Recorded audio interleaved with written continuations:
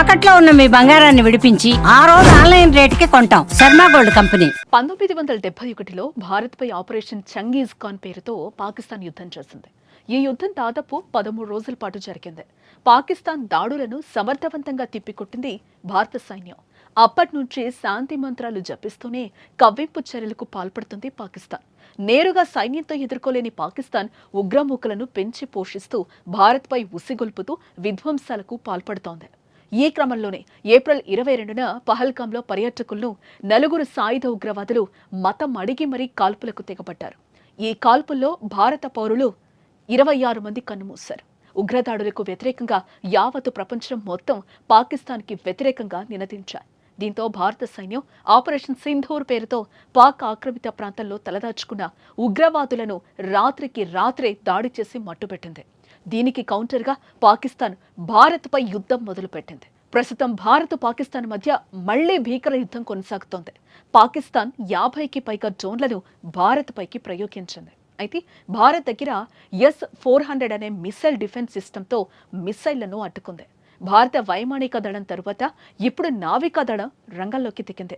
రక్షణ శాఖ అమ్ముల పొదిలో అత్యంత కీలకం, ప్రతిష్టాత్మకంగా భావించే INS విక్రాంత్ పాక్ని ఉక్కిరిబిక్కిరి చేస్తోంది.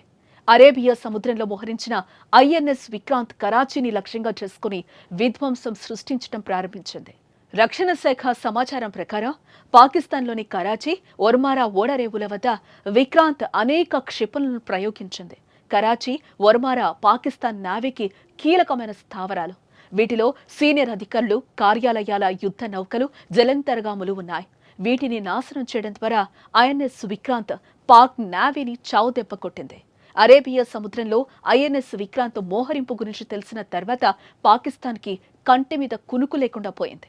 INS విక్రాంత్ విషయానికొస్తే ఇది నీటిలో తేలియాడే భారతదేశపు భారీ వైమానిక స్థావరం. ఇందులో వాహక నౌకతో పాటు రెస్టాయర్లు, ఫ్రిగేట్లు, ఇంధనం నింపే నౌకలు, జలంతర్గాములు ఉన్నాయి. భారత నావికా దళం వార్షిప్ డిజైన్ బ్యూరో దీన్ని రూపొందించింది. కేరళలో కొచ్చి షిప్ యార్డ్ లిమిటెడ్ నిర్మించింది. 1999లో రూపకల్పన ప్రారంభమై 2013లో లాంచ్ చేయబడింది. 2022 సెప్టెంబర్ 2న ప్రధానమంత్రి నరేంద్ర మోదీ కొచ్చి షిప్ యార్డ్లోకి తీసుకొచ్చారు. INS విక్రాంత్ పొడవు 262 మీటర్లు, దాదాపు 2 ఫుట్బాల్ మైదానాల సైజ్ అన్నమాట. వెడల్పు 62 మీటర్లు, ఎత్తు 59 మీటర్లు, అంటే దాదాపు 18 అంతస్తుల భవనంతో సమానం. దాదాపు 45,000 టన్నుల లోడ్ మోయగలుగుతోంది.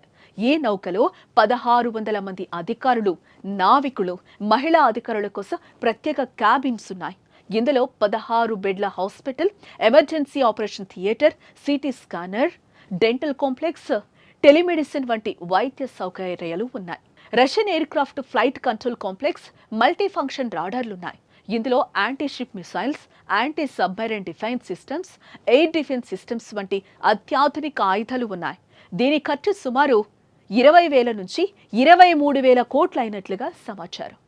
76% స్వదేశీ భాగాలతో నిర్మితం కాగా మిగిలిన స్టీల్ అంతా steel authority of India limited ద్వారా సమకూర్చారు. 2,000 మంది CSL ఉద్యోగులతో పాటు 13,000 మందికి పరోక్ష ఉపాధి కల్పించబడుతుంది. స్వదేశీ రక్షణ ఉత్పత్తులతో INS విక్రాంత్ భారతదేశ ఆత్మనిర్భర్ భారత్ మిషన్కు చిహ్నంగా నిలుస్తోంది. ఈ నౌక United States, Russia, France, UK, China తర్వాత విమాన వాహక నౌకలను నిర్మించగల 6వ దేశంగా భారతదేశాన్ని నిలిపింది. మొత్తానికి INS విక్రాంత్ పాకిస్తాన్ పాలిట యమగండంగా మారిందని అంటున్నారు. దీని దెబ్బకు యుద్ధం వద్దురా దేవుడా అనే పరిస్థితికి చేరుకుంటుందని అంటున్నారు.